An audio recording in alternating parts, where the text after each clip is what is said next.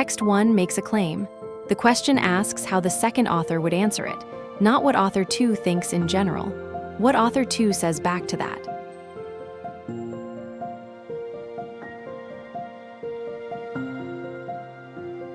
Name text 1's claim in one phrase.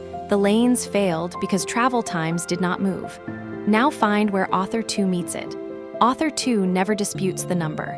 Author 2 says travel time was the wrong yardstick.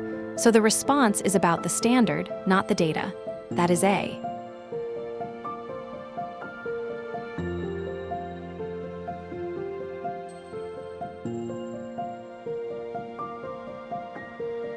Two traps.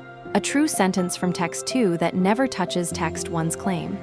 The crash statistic is real, and it is not a reply. And making author 2 fight a number author 2 already accepted.